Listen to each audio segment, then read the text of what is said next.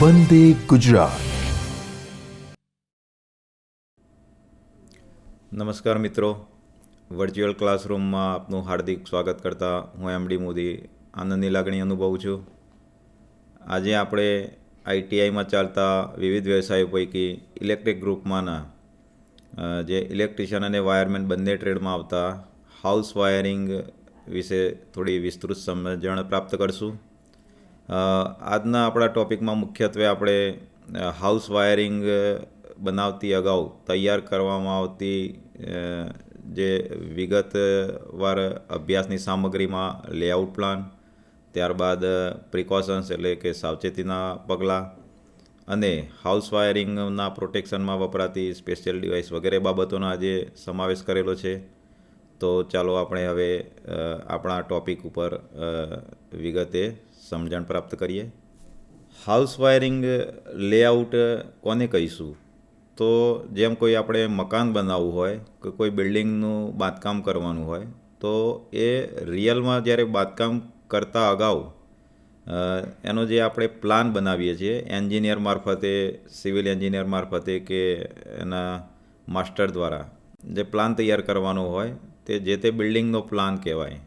તો આપણે જ્યારે હાઉસ વાયરિંગનો પ્લાન બનાવીએ એટલે કે ખરેખર વાયરિંગ કરતાં અગાઉ કઈ માત્રામાં, કેટલી લંબાઈમાં, કેટલી ઊંચાઈમાં, કેટલી સંખ્યામાં એના પોઈન્ટ, લાઇટિંગ પોઈન્ટ કે તમામ પ્રકારના પોઈન્ટ કઈ વાસ્તવિક પરિસ્થિતિમાં કેવી જગ્યાએ અને કઈ રીતે મૂકવાના છે એની આખી જે સમજણ વાયરિંગ કરનારને મળી રહે.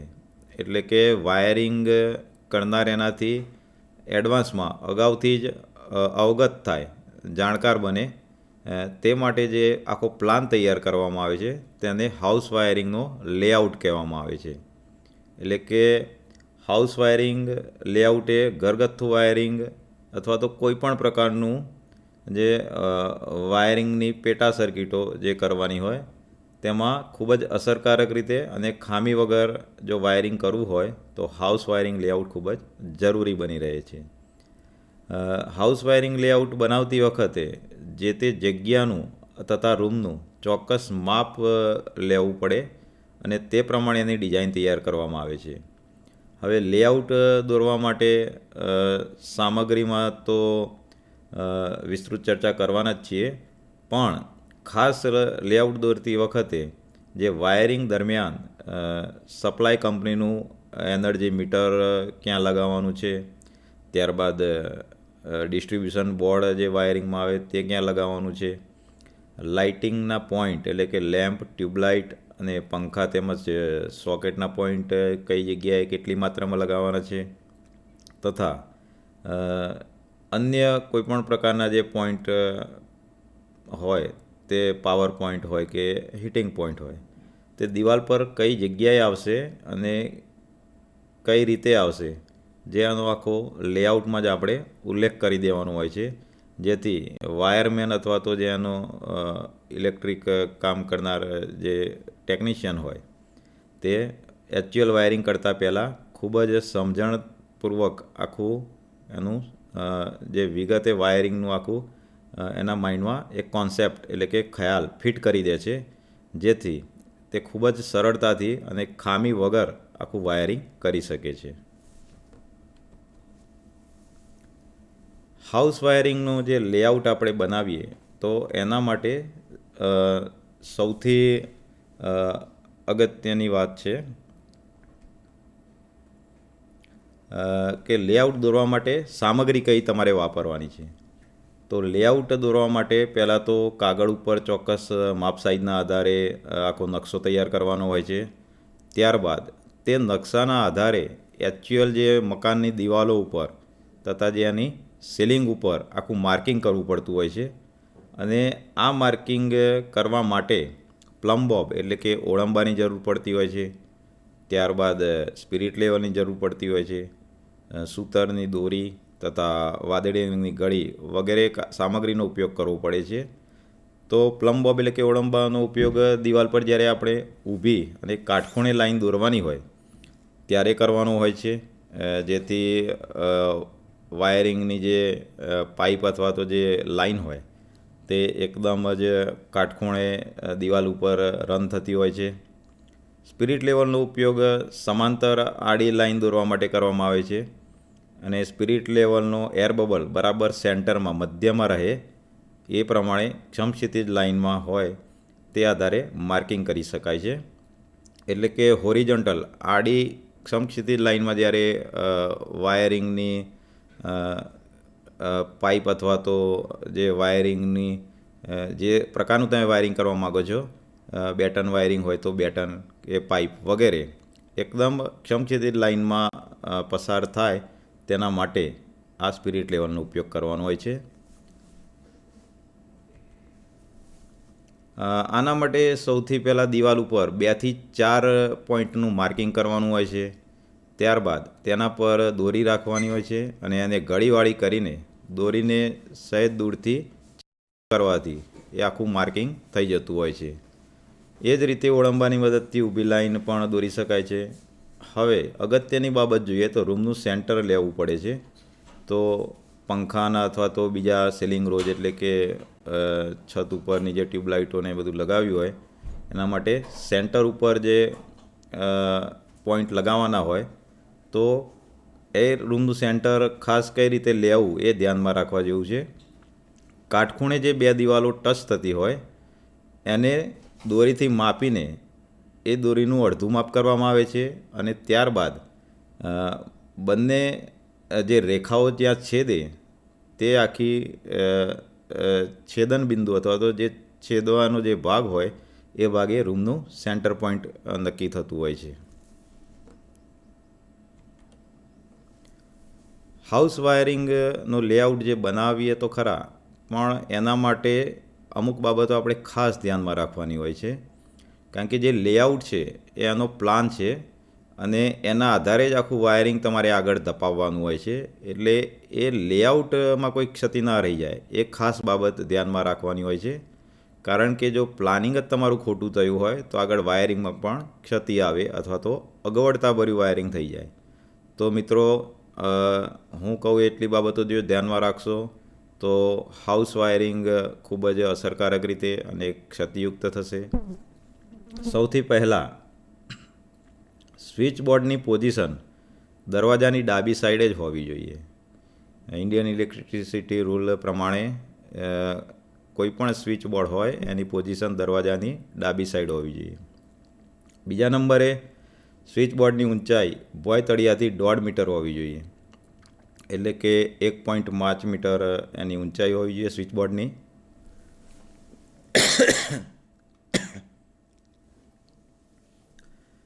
ત્રીજા નંબરનું જે અગત્યની બાબત છે, વાયરિંગ માટેની જે પાઇપ અથવા તો પટ્ટી હોય એ સીલિંગથી 3 ફૂટ નીચે આડી દોડાવવી જોઈએ.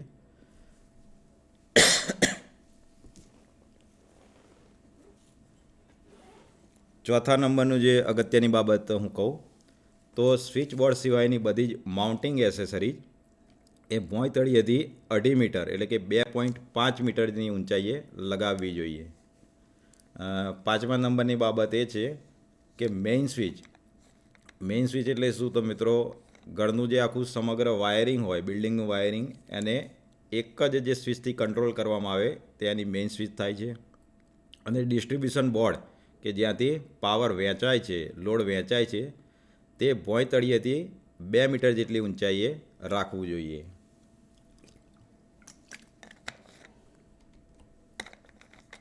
હવે આગળ છઠ્ઠા નંબરનો મુદ્દો આપણે ધ્યાનમાં લઈએ તો મેઇન સ્વિચને એનર્જી મીટરની બિલકુલ બાજુમાં જ ફિટ કરેલી હોવી જોઈએ.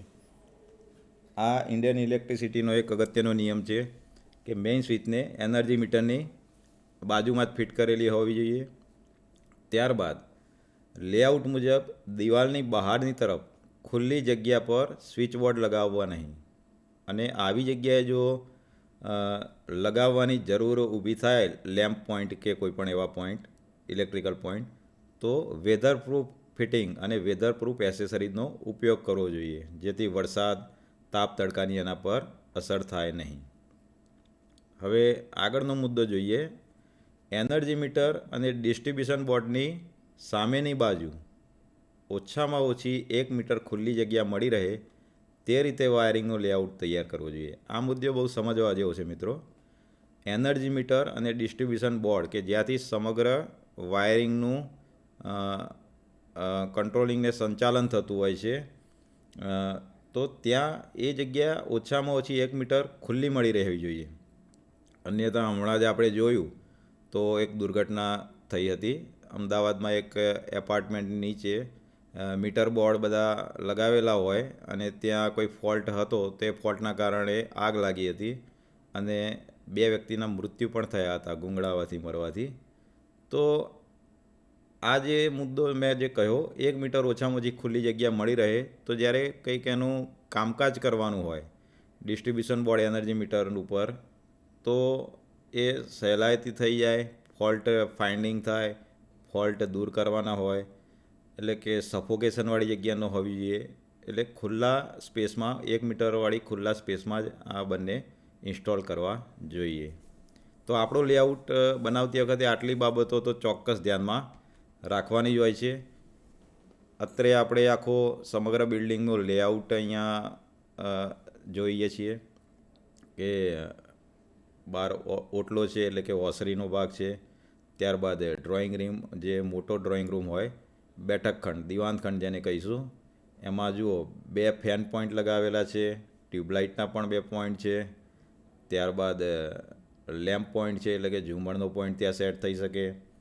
તો એમાં જે આપણે રૂમનું સેન્ટર નક્કી કરવાની વાત કરીએ, એ રીતે સેન્ટર કરીને એમાં પોઈન્ટ ફિક્સ કરેલા છે, જેથી સપ્રમાણ રીતે લાઇટિંગ અને ફેનની આપણે ગોઠવણી કરી શકીએ. ત્યારબાદ કિચન બતાવેલું છે, ઓપન ચોક એટલે કે ખુલ્લી જગ્યાવાળો ભાગ છે, બાથ અને WC વાળા જે ભાગ છે ત્યાં એના ફિટિંગ કરેલા હોય છે. એટલે કે બાથરૂમ અને જે WC વાળા જે ભાગ હોય છે ત્યાં ખાસ ધ્યાન રાખવાની હોય છે કે સ્વિચ બોર્ડ બને ત્યાં સુધી લેઆઉટ એનું પ્લાનિંગ એવું કરવું જોઈએ કે દિવાલની બહારની સાઈડ રહે અને અંદરની જે લાઇટિંગ એસેસરીઝ છે તે વોટરપ્રૂફ ફિટિંગવાળી હોવી જોઈએ, જેથી કોઈ એક્સિડન્ટ કે એવા અકસ્માત સર્જાય નહીં. તો આ જે આખો લેઆઉટ છે, આ લેઆઉટ દોર્યા બાદ જ તમે વ્યવસ્થિત રીતે ખરેખર વાયરિંગનું કાર્ય કરી શકશો. એટલે લેઆઉટનું સ્થાન, એનું અગત્યતા ખૂબ જ આપણે રાખવી જોઈએ. એ વાયરિંગની સલામતી માટે પણ એટલું જરૂરી છે અને વાયરિંગના દેખાવ તથા વાયરિંગ સારી રીતે ચાલે અથવા તો સારી રીતે કાર્ય થાય એ માટે પણ લેઆઉટ ખૂબ જ જરૂરી બની રહે છે. હવે લેઆઉટ બાદ એક બીજો અગત્યનો મુદ્દો આપણે જોયો કે લોડ ડિસ્ટ્રીબ્યુશન. ઘરમાં તમારે સમગ્ર વાયરિંગ કર્યું હોય તો એમાં વિવિધ પ્રકારના લોડ હોય છે, જેમ કે લાઇટ પોઈન્ટ હોય, ટ્યુબલાઇટના પોઈન્ટ હોય, પંખા માટે એટલે કે ફેન પોઈન્ટ હોય, એ બધા જે 5 એમ્પિયરવાળા સોકેટ હોય કે જેનાથી તમારે ટેપ અથવા તો એવી કોઈ એપ્લાયન્સ વગાડવાના થતા હોય કે ચાલુ કરવાના થતા હોય, આ જે તમામ પ્રકારના પોઈન્ટ છે તે લાઇટિંગ લોડમાં સમાવેશ કરવાનો હોય છે. ત્યારબાદ પાવર લોડ એટલે કે આવા પ્રકારના પાવર લોડમાં જે પાવર પોઈન્ટનો સમાવેશ થતો હોય છે. પાવર પોઈન્ટ એટલે શું? તો 15 એમ્પિયર અથવા તો એનાથી વધારે એમ્પિયર કેપેસિટીવાળા જે એપ્લાયન્સીસ હોય છે, જેમ કે ગરગંટી, ત્યારબાદ વોટર કૂલર કે પેલું કપડાં ધોવા માટેનું મશીન, વોશિંગ મશીન કહી શકીએ, ત્યારબાદ રેફ્રિજરેટર એનો સમાવેશ થઈ શકે. આ તમામ પ્રકારના જે પોઈન્ટ હોય તે પાવર પોઈન્ટમાં આવે છે. તો લાઇટ પોઈન્ટ, પાવર પોઈન્ટ અને હીટિંગ પોઈન્ટ. તો હીટિંગ પોઈન્ટ એટલે કે જે સાધનો એવા હોય કે જે ગરમી પ્રોડ્યુસ કરે, એટલે કે માઇક્રોવેવ ઓવન છે, રૂમ હીટર છે, વોટર ગીઝર છે, આ બધા જે પોઈન્ટ હોય તે હીટર પોઈન્ટમાં સમાવેશ થાય છે. તો આ 3 પ્રકારના જે પોઈન્ટ આપણે જોયા અથવા તો 3 પ્રકારનો લોડ જોયો. સૌથી પહેલાં લાઇટિંગ લોડ એટલે કે લાઇટ પોઈન્ટનો સમાવેશ થાય એવો લોડ. ત્યારબાદ પાવર લોડ એટલે કે જ્યાં પાવર પોઈન્ટોનો સમાવેશ થાય છે. અને હીટિંગ લોડ એટલે કે જ્યાં હીટિંગ પ્રકારના પોઈન્ટ સમાવેશ થાય છે. આ ત્રણેય પ્રકારના જે લોડ હોય છે તેને માટે વાયરિંગ અલગ અલગ કરવું પડે છે. એમાં વાયરની સાઇઝ પણ જુદી જુદી હોય છે. જેમ કે લાઇટિંગ લોડ માટે તમારે 1 થી 1.5 mm² વાયર વપરાય છે. એની એસેસરીઝ મેં કહ્યું એમ 5-6 એમ્પિયરની એસેસરીઝ 230 થી 250 વોલ્ટની કેપેસિટીવાળી એસેસરીઝ વપરાય છે. સ્વિચ અથવા તો કોઈ પણ કંટ્રોલિંગ સાધનો કે ફિક્સિંગ એના એસેસરીઝ હોલ્ડર વગેરે. ત્યારબાદ પાવર લોડ, તો મેં જેમ કહ્યું એમ 16 એમ્પિયરથી વધુ કેપેસિટીના જે પોઈન્ટ હોય એ પાવર લોડ. અને હીટિંગ લોડ, જે ગરમી ઉત્પન્ન કરતા સાધનો, આ તમામ માટે વાયરિંગ જુદું કરવાનું હોય છે. પાવર લોડ અને હીટિંગ લોડ માટે 2.5 mm² અને 4 mm² વાયરનો ઉપયોગ કરવામાં આવે છે. અને સૌથી અગત્યની બાબત કહીએ તો આ દરેક પ્રકારના લોડ માટે તમારે એ રીતનું પ્લાનિંગ કરવાનું હોય છે કે અલગ વાયરિંગ કર્યા બાદ તેના સ્વતંત્ર અને અલગ ફ્યુઝ આપવાના હોય છે. એટલે કે લાઇટિંગ લોડ માટે એનું વાયરિંગ અલગ, એના ફ્યુઝ અલગ, તથા કંટ્રોલ કરવા માટે આગળ આપણે જોઈશું કે મિનિએચર સર્કિટ બ્રેકર આ જ લેસનમાં આગળ આપણે જોવાના છીએ, તો એ અલગ હોવા જોઈએ. અને હીટિંગ લોડ માટે પણ એ જ રીતે સ્વતંત્ર ફ્યુઝ અને MCBનો ઉપયોગ કરવામાં આવે છે. અને આ વાયરિંગ જ્યારે લોડ ડિસ્ટ્રીબ્યુશનના આધારે કરતા હોઈએ ત્યારે BIS 732/1963ને લગતા નિયમોનું ખાસ પાલન કરવામાં આવે છે. લોડ ડિસ્ટ્રીબ્યુશનના નિયમો, તો જે આપણે 3 પ્રકારનો લોડ જોયો કે લાઇટિંગ લોડ, પાવર લોડ અને હીટિંગ લોડ. તો આ લોડ ડિસ્ટ્રીબ્યુશન માટે ઇન્ડિયન ઇલેક્ટ્રિસિટી રૂલ્સ પ્રમાણે કેટલાક નિયમો તૈયાર કરેલા છે. તો સૌથી અગત્યનો નિયમ આપણે જોઈએ કે લોડ ડિસ્ટ્રીબ્યુશન માટે એનર્જી મીટરની તરત વાયરિંગને કંટ્રોલ કરવા માટેની મેઇન સ્વિચ લગાવવી જોઈએ, જ્યાંથી સમગ્ર પ્રિમાઇસીસનું અથવા તો બિલ્ડિંગનું જે વાયરિંગ હોય તે કંટ્રોલ થઈ શકે છે, એટલે કે ચાલુ બંધ કરી શકાય છે. 2 નંબરના નિયમમાં જોઈએ તો ડિસ્ટ્રીબ્યુશન બોક્સ માટે તૈયાર બોક્સ વાપરી શકાય અથવા ફ્યુઝનો ઉપયોગ કરી ન્યુટ્રલ લિંકની મદદથી તેને કોઈપણ ઇન્સ્યુલેટિંગ લાકડાની અથવા તો પોર્સેલિન ડિવાઇસ ઉપર પણ ફિટ કરી શકાય. 3જા નંબરનો નિયમ કે સિંગલ ફેઝ સપ્લાયમાં ફેઝ વાયર તરીકે તમારે હંમેશા લાલ રંગના વાયરનો જ ઉપયોગ કરવો જોઈએ. ન્યુટ્રલ વાયર તરીકે હંમેશા કાળો અથવા તો ભૂરો વાયર વાપરવો જોઈએ. અને અર્થિંગ તરીકે લીલા કલરનો જ વાયર વાપરવો જોઈએ. આ ઇન્ડિયન ઇલેક્ટ્રિસિટી રૂલ્સમાં ચોક્કસ નિયમ આપેલા છે. એટલે વાયરિંગ કરનારને અથવા તો ભવિષ્યમાં વાયરિંગમાં ફોલ્ટ થયો હોય તો કોઈપણ ટેકનિશિયનને અથવા તો એન્જિનિયરને સરળતાથી ખ્યાલ આવે વાયરના કલરના આધારે કે આ કયા પ્રકારનો વાયર છે.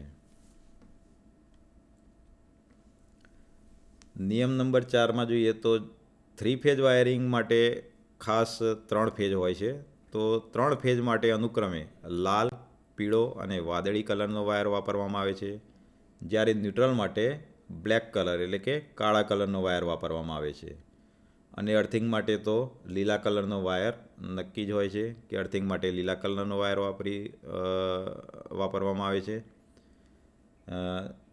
આગળ નિયમ જોઈએ તો મેઇન સ્વિચને પ્રવેશદ્વારની નજીક ગોઠવવાની હોય છે. એટલે લેઆઉટ બાદ લોડ ડિસ્ટ્રીબ્યુશનમાં પણ અગત્યની આ એક બાબત છે કે મેઇન સ્વિચને તમારે પ્રવેશદ્વારની નજીક ગોઠવવી જોઈએ. મેઇન સ્વિચ દેખાય, સરળતાથી જોઈ શકાય, સરળતાથી ત્યાં પહોંચી શકાય એવી જગ્યાએ એની ગોઠવણી કરવી જોઈએ. હવે એક લાઇટિંગ સબ સર્કિટ હોય તો એમાં કુલ લાઇટિંગ લોડ 800 વોટથી વધારે જ ના થવું જોઈએ. ધારો કે 4 લેમ્પ છે, એ 4 લેમ્પનો લોડ 200 વોટ થાય છે. એ રીતે ટ્યુબલાઇટનો જે ટોટલ લોડ હોય છે 300 વોટ થાય છે. આ રીતે 500 વોટ થયા. અને પંખાનો જે ટોટલ વોટ કેપેસિટી હોય, નંબર ઓફ ફેન્સ, એની થઈને 500 વોટ થાય. તો આ 800 વોટથી તમારો લોડ વધી ગયો, તો આના માટે એક બીજી લાઇટિંગની સર્કિટ જુદી પાડવી પડે, એટલે કે એને સબ સર્કિટ તરીકે ઓળખી શકાય. એટલે આ નિયમ એવું કહેવા માગે છે કે એક લાઇટિંગ સબ સર્કિટમાં 800 વોટથી વધારે લોડ ના હોવો જોઈએ અથવા 8 પોઈન્ટથી લોડ વધવો ના જોઈએ. બંનેમાંથી જે ક્રાઇટેરિયા તમારે લાગુ પડતો હોય તે પાડવાનો હોય છે. ધારો કે 4 પોઈન્ટ જ મળીને જો 800 વોટ થતા હોય તો પછી પોઈન્ટ વધારવાના નથી. ત્યાં 800 વોટ થયા એટલે એક લાઇટિંગની સર્કિટ પૂરી થઈ ગઈ. અને જો વધુ લાઇટિંગના પોઈન્ટ આવે તો 5 અને 6 નંબરના ધારો કે પોઈન્ટ આવે અને એ બંનેના થઈને 300 વોટ થતા હોય તો પણ એના માટે અલગ એક સબ સર્કિટ આપવી જોઈએ. એટલે આ રીતે લાઇટિંગ સબ સર્કિટના નિયમો છે. એ જ રીતે નિયમ નંબર 7, પાવર સબ સર્કિટમાં પણ આ જ પ્રમાણે લોડની વહેંચણી કરેલી હોવી જોઈએ. એક પાવર સબ સર્કિટમાં 3000 વોટથી વધારે લોડ ના હોવો જોઈએ અથવા એક સબ સર્કિટમાં 2 પાવર પોઈન્ટથી વધવા જોઈએ નહીં. એટલે કે 2 પાવર પોઈન્ટ થઈને જો 1500 વોટ થતા હોય તો પછી 3000 વોટ કરવા માટે બીજા 2 પોઈન્ટ વધારવાની જરૂર નથી. ત્યાં એક જ પાવર સબ સર્કિટ એની કરી શકાય. હવે જો 2 પાવર પોઈન્ટ થઈને 3000 વોટથી વધી જતા હોય તો બંને માટે અલગ અલગ સબ સર્કિટ કરવી પડે. એટલે મિત્રો એના પરથી આપને અંદાજ આવશે કે પાવર સબ સર્કિટમાં 3000 વોટનો ક્રાઇટેરિયા છે, એટલે કે 3000 વોટ અથવા 2 પાવર પોઈન્ટ. એ જે રીતે તમારે સુસંગત થતું હોય એ પ્રમાણે વાયરિંગ કરવું જોઈએ. અને ફેજ વાયરની વહેંચણી હંમેશા ફ્યુઝ અને એમસીબીની મદદથી જ કરવી જોઈએ. અત્યારે એક એવો ટ્રેન્ડ ચાલે છે કે ઘણા વાયરમેન મિત્રો એમસીબી લગાવતા હોવાથી ફ્યુઝ લગાવતા નથી. પણ હું આપને જણાવી દઉં કે એમસીબી એ એક કંટ્રોલ ડિવાઇસ તો છે જ, એ મિકેનિઝમ છે. જ્યારે ફ્યુઝ એક સ્ટેટિક ડિવાઇસ છે, એટલે કે સ્થિર આખી પ્રણાલી છે. તો ફ્યુઝની ડિટેલમાં વાત કરીએ તો ફ્યુઝ નિશ્ચિત રીતે જ કામ કરશે જ. એની નિયત કેપેસિટી કરતાં વધારે પ્રમાણમાં કરંટ જો ફ્યુઝ તારમાંથી પસાર થયો તો એ પીગળશે જ. જો એમસીબીમાં મિકેનિઝમ ઓપરેટ બરાબર કરતી હશે તો એ વર્ક કરશે અને ફોલ્ટ વખતે એ કામ કરશે અને ટ્રીપ થશે. પરંતુ જો મિકેનિઝમ કોઈ કારણથી બગડી જશે તો એમસીબીમાં વાયરિંગમાં ફોલ્ટ હોવા છતાં પણ એ ટ્રિપિંગ નહીં આપે, એટલે કે સપ્લાયને બંધ નહીં કરે અને નુકસાન પણ વધુ થઈ શકે છે. એટલે હું તો આપને એક જ સૂચન કરું કે વાયરિંગમાં એમસીબી ભલે તમે સ્વયં સંચાલિત કંટ્રોલ માટે મૂકો, પરંતુ ફ્યુઝ એટલો જ અનિવાર્ય છે અને એટલો જ આવશ્યક છે. ફેજ વાયરની વહેંચણી ફ્યુઝ અને એમસીબીની મદદથી જ કરવી જોઈએ, જે આપણે બહુ ડિટેલમાં અને વિસ્તૃત સમજણ આપી. ન્યુટ્રલ વાયરની વહેંચણી માટે ન્યુટ્રલ લિંકનો જ ઉપયોગ કરવો જોઈએ. ન્યુટ્રલ વાયરને એકબીજા સાથે જોઈન્ટ ન આપવા જોઈએ અને એના પર ટેપિંગ કરીને આગળ ન લાવવો જોઈએ. ન્યુટ્રલ વાયરને આગળ લઈ જવાની જરૂર થાય અથવા તો લંબાવવાની જરૂર થાય તો ન્યુટ્રલ લિંકનો જ ઉપયોગ કરવો જોઈએ. હવે દરેક સબ સર્કિટ દીઠ અલગ એમસીબી મૂકવી જોઈએ અને અલગ ફ્યુઝ પણ મૂકવા જોઈએ. ડિસ્ટ્રીબ્યુશન બોક્સ ઉપર જે તે સબ સર્કિટ, એટલે કે કયા પ્રકારની સબ સર્કિટ છે, પાવર સર્કિટ, લાઇટિંગ સર્કિટ કે હીટિંગ સર્કિટ, તેનું માર્કિંગ કરેલું હોવું જોઈએ. અને શક્ય હોય તો દરેક સર્કિટમાં કેટલો લોડ છે એ લોડની વિગતે માહિતી પણ લખવી જોઈએ. તો લોડ ડિસ્ટ્રીબ્યુશન માટે આટલા નિયમો ખૂબ અગત્યના છે. હવે મિત્રો બીજી એક વાત કરીએ કે લોડ ડિસ્ટ્રીબ્યુશન કરતી વખતે મેં આપને ફ્યુઝ અને એમસીબીની થોડી વાત કરી હતી. તો એ એમસીબી વિશે થોડી વિગતે હવે સમજણ આપશું. એમસીબી એનું પૂરું નામ છે miniature circuit breaker. Miniature circuit breaker એક પ્રકારની કંટ્રોલિંગ ડિવાઇસ છે અને પ્રોટેક્ટિંગ પણ ડિવાઇસ તરીકે કાર્ય કરે છે. એટલે કે સપ્લાયને ઓન ઓફ કરે છે, કંટ્રોલ પણ કરે છે. અને જ્યારે સર્કિટમાં કોઈ વાયરિંગ સર્કિટમાં ફોલ્ટ ઉત્પન્ન થાય તો એ વાયરિંગનું રક્ષણ કરવાનું પણ કાર્ય કરે છે. હવે તે કઈ રીતે કાર્ય કરે છે અને એની સંરચના શું છે એ આપણે વિસ્તૃતમાં જોઈએ. ફ્યુઝ એ સર્કિટનું ઓવરલોડ અથવા શોર્ટ સર્કિટમાં પ્રોટેક્શન કરે છે, પરંતુ આ ફ્યુઝ જ્યારે ફોલ્ટ થાય ત્યારે પીગળી જતો હોવાથી ફરીથી સપ્લાયને ઓન કરવો હોય, વાયરિંગ ચાલુ કરવું હોય તો એ વખતે આ ફ્યુઝને ફરીથી વાઇન્ડિંગ કરવો પડે છે, એટલે કે ફરીથી બાંધવો પડે છે. તો એમાં સમય પણ થોડો જતો હોય છે. અને જો ફ્યુઝ બાંધવામાં તમે થોડી મિસ્ટેક કરી હોય, કોઈ વ્યક્તિએ ફ્યુઝ જરૂર કરતાં વધારે જાડો બાંધી દીધો હોય તો ઘણીવાર ફ્યુઝ ઉડતો પણ નથી, પીગળતો નથી. એના કારણે કોઈવાર મુશ્કેલીનો સામનો કરવો પડે છે. જ્યારે એમસીબી એ એક નાના પ્રકારની ઓન ઓફ ડિવાઇસ તો છે, પણ એ બ્રેકર તરીકે કાર્ય કરે છે. સપ્લાયને ઓન ઓફ એટલે કે મેકઅપ અને બ્રેકઅપ કરવાનું પણ કાર્ય કરે છે. વધુમાં તે વાયરિંગના પ્રોટેક્શનમાં પણ વપરાય છે. એટલે કે જ્યારે કોઈ ફોલ્ટ થાય તો એની ટ્રિપિંગ થતું હોય છે, એટલે કે ઓફ પોઝિશનમાં એમસીબીનો નોબ આવી જતો હોય છે. પરંતુ ફ્યુઝ વાયરની જેમ તેમાં કોઈ તાર જેવી રચના હોતી નથી, એને બાંધવું પડતું નથી કે કોઈ બદલવું પડતું નથી. પરંતુ એ જે નોબને ફરીથી વાયરિંગનો ફોલ્ટ દૂર કર્યા બાદ તમે ઓન પોઝિશનમાં સીધો લાવી શકો છો. એટલે કે ફ્યુઝ વાયર બાંધવાની કડાકૂટ અથવા તો માથાકૂટમાંથી બચી શકાય છે અને સર્કિટનું ઓપરેશન સરળતાથી ચાલુ રહી શકે છે. એમસીબીનું આપણે અગાઉ જોયું એમ મિનિએચર સર્કિટ બ્રેકર એવું નામ છે.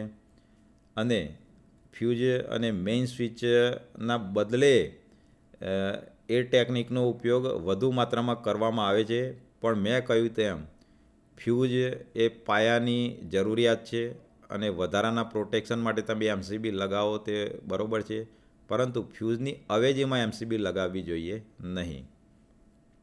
હવે આ જે મિનિએચર સર્કિટ બ્રેકરનો રેટિંગ એટલે કે તમારે કયા ઉપયોગમાં લેવાની છે એના પરથી આનું રેટિંગ નક્કી કરેલું છે, જે કરંટ કેપેસિટીના આધારે રેટિંગ હોય છે.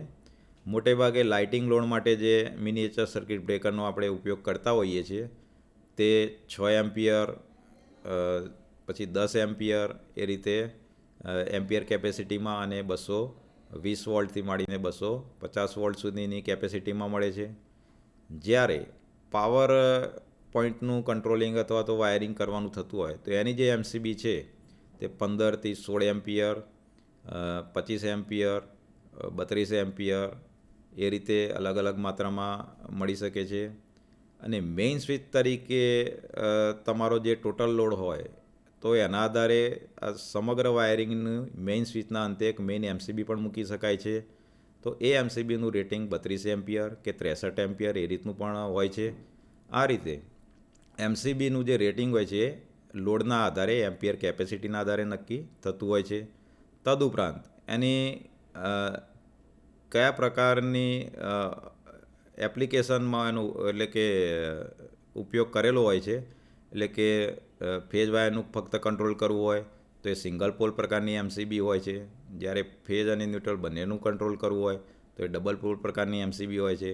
3 ફેઝ વાયરિંગ હોય તો એમાં 3 ફેઝનું કંટ્રોલિંગ કરવાનું હોય તો એમાં 3 ફેઝ 3 પોલની એમસીબીનો ઉપયોગ કરવો પડે છે. અને ન્યુટ્રલ સાથેની એટલે કે 3 ફેઝ અને ચોથો ન્યુટ્રલનું કંટ્રોલિંગ એક સાથે કરવું હોય તો એમાં 4 પોલ પ્રકારની એમસીબી વાપરવામાં આવે છે.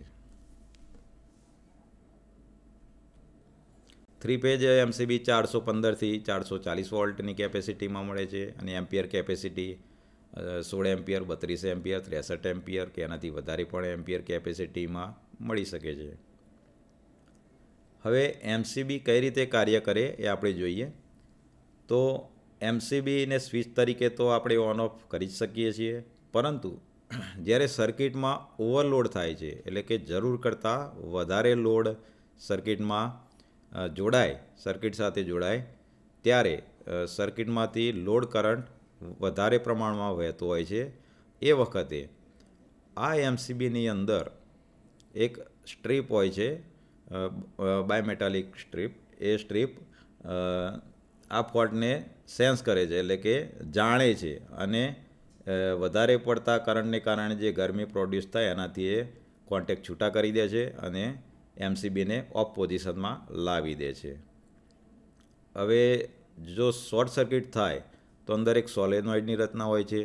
એ સોલેનોઇડના કારણે શોર્ટ સર્કિટના કારણે જે કરંટની માત્રા પુષ્કળ પ્રમાણમાં વધી જાય છે, કરંટ ખૂબ જ વધી જતો હોય છે. તો એવા ટાઈમે સોલેનોઇડની મદદથી જે એમસીબીની મિકેનિઝમ જે છે તે ઓફ પોઝિશનમાં આવી જાય છે. ત્યારબાદ ટેકનિશિયન આ વાયરિંગમાં એમસીબી ટ્રીપ થવાના કારણો જાણે છે. ફોલ્ટને સંપૂર્ણપણે દૂર કર્યા બાદ જ એમસીબીને ફરીથી ઓન પોઝિશનમાં એટલે કે પોતાની મૂળ પોઝિશનમાં પાછી લાવે છે. એમસીબીની આપણે આ સ્લાઇડમાં કે સમગ્ર ઇન્ટરનલ એટલે કે આંતરિક સંરચના જોઈએ છીએ. મેં તમને જણાવ્યું એમ બોડી નો જે ભાગ હોય છે, બોડીની સંરચના ઇન્સ્યુલેટિંગ પ્રકારની હોય છે, અવાહક મટીરિયલમાંથી બનાવેલું હોય છે, બેકેલાઇટ જેવા મટીરિયલમાંથી. ત્યારબાદ અંદર ટર્મિનલ સ્ક્રૂડ આપેલો હોય છે, કોન્ટેક્ટ ટિપ્સ હોય છે, એક સ્પ્રિંગ મિકેનિઝમ હોય છે જેની મદદથી નોબ ઓન ઓફ થાય છે, સ્વિચિંગ ડોલી એટલે કે એનો જે નોબ છે તેને આપણે કહી શકીએ. અંદર બાયોમેટાલિક સ્ટ્રીપ છે ઓવરલોડથી પ્રોટેક્શન આપે છે અને સોલિનોઇડ છે શોર્ટ સર્કિટથી પ્રોટેક્શન કરે છે. આ સમગ્ર રચના જે છે એમસીબીની એમાં કોઈ ફ્યુઝની જેમ તાર કે એવું હોતું નથી, એટલે કે તાર પીગળી જાય અને ફરીથી બાંધવો પડે એવી કોઈ જોગવાઈ હોતી નથી. હા, જો મિકેનિઝમ બગડી જાય એટલે કે સતત ટ્રિપિંગ થવાથી, વારંવાર ઓપરેટ થવાથી અમુક સમયના અંતરે ઘણા લાંબા સમય બાદ મિકેનિઝમ બગડી જાય તો એનું બોડી પરના સ્ક્રૂ ખોલીને તમે જાતે એમાં જોઈ શકો છો. સ્પ્રિંગ ટેન્શન ખરાબ થયું એ બદલી શકાય છે. અને કોન્ટેક્ટ વધારે પડતા ડેમેજ થયા હોય અથવા તો બળી ગયા હોય કે એવું લાગે તો એમસીબી નવી પણ બદલવી જોઈએ અને એ બદલી શકાતી હોય છે. એટલે કે આખું ઓટોમેટિક પ્રોટેક્શનવાળી આખી ડિવાઇસ છે જે અત્યારના તબક્કે ખૂબ જ અગત્યતા ધરાવે છે. અને મેં આપને જણાવ્યું એમ ફ્યુઝ વાયરની અવેજીમાં વાપરવાને બદલે ફ્યુઝ વાયરની સાથે એને વાપરવાથી વાયરિંગનું પ્રોટેક્શન પણ વધી જાય છે અને વાયરિંગનું જાળવણી તમારે નિશ્ચિંત તમે બની જતા હો છો. એટલે કે તમારે સલામતી બેવડાય એટલે સ્વાભાવિક જ છે કે વાયરિંગ ખૂબ દીર્ઘકાળ સુધી, લાંબા ટાઈમ સુધી કોઈ મુશ્કેલી વગર ચાલુ રહી શકે છે. આ ટૉપિકમાં આપણે જોયું કે ભાઈ વાયરિંગ કરતી વખતે લેઆઉટ પ્લાનનું શી અગત્યતા છે. જેમ મકાન બનાવતી વખતે સિવિલ એન્જિનિયર દ્વારા એક પ્લાન બનાવવામાં આવે છે, એ જ રીતે વાયરિંગ કરતાં અગાઉ વાયરિંગનું લેઆઉટ પણ આપણે બનાવવામાં આવે છે અને એનાથી ચોકસાઈ રીતે વાયરિંગ કરી શકાય અથવા તો ઇન્સ્ટોલ કરી શકાય છે. વધુમાં લોડ ડિસ્ટ્રીબ્યુશન માટે શું બાબતો ધ્યાનમાં રાખવાની હોય છે? લાઇટિંગ લોડ, પાવર લોડ અને હીટિંગ લોડ. અને એની ઇન્ડિયન ઇલેક્ટ્રિસિટી રૂલ્સ પ્રમાણેના થોડાક નિયમો, જે મુખ્ય નિયમો કે જેનું સવિશેષ ધ્યાન રાખવાનું હોય છે તે જોયું. તદુપરાંત વાયરિંગના પ્રોટેક્શન માટે ફ્યુઝ ઉપરાંત વધારાની એમસીબી નામની ડિવાઇસ એની પણ વિગતે આંતરિક રચના સમજ્યા, એની વર્કિંગ કાર્ય પદ્ધતિ સમજ્યા. તો સમગ્ર લેસન આપ ખૂબ સરળતાથી સમજ્યા હશો એવી શુભેચ્છા સાથે.